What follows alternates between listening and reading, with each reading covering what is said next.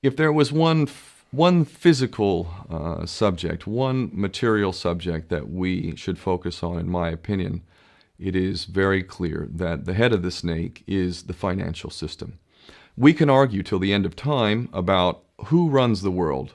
Is it the Jesuits? Is it the reptilians? Is it the Illuminati? Is it the Freemasons? We can go on and on and on and on about this. But I don't think it is reasonable to even begin arguing about the mechanism that is used to exert this control. The mechanism is finance. The whole point of finance is to indebt, otherwise to enslave. What is a mortgage? I mean, what does that stand for? It's a death grip.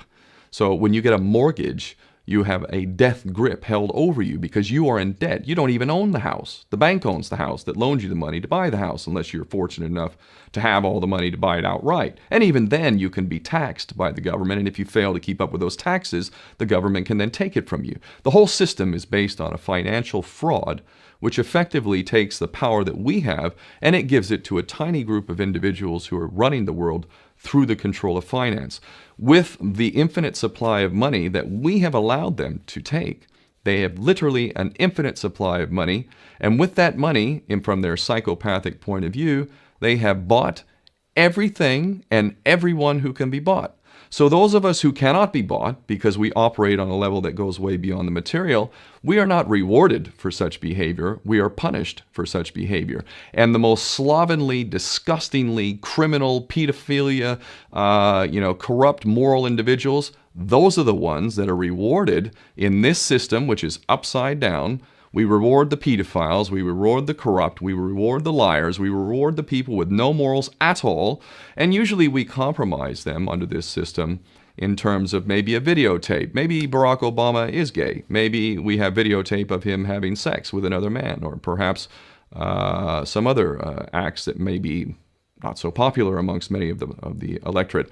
Or maybe we have videos of political leaders having sex with little boys or little girls. If I was in charge of the world and I was a psychopath and completely drunk on my own power, you can bet damn sure that's what I would do.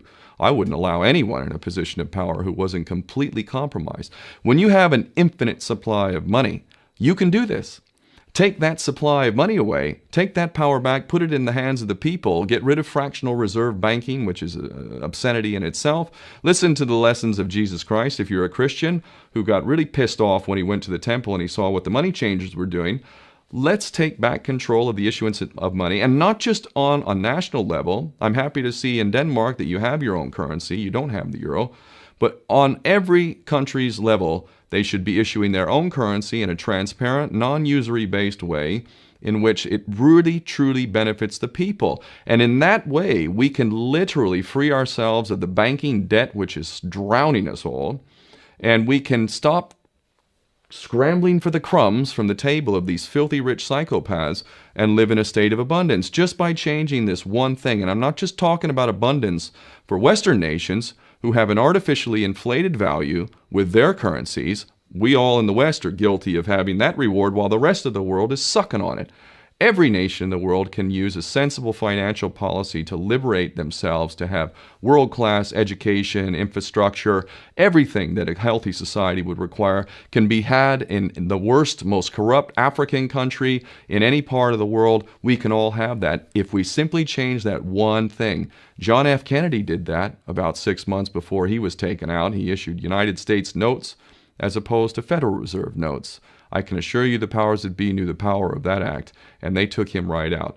So the bottom line is, if we as people understand this very simple principle, just this one thing, change this one thing, we can solve every other problem you can name. I don't care what the problem is. I can bring it back to the financial system and an infinite supply of money for a bunch of psychopaths who are running the world, as opposed to an abundant supply of money for all of us. So in that sense, I'm very optimistic.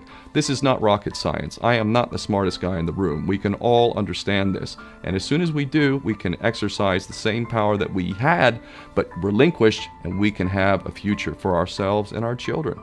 There's a lot to be optimistic about, quite frankly.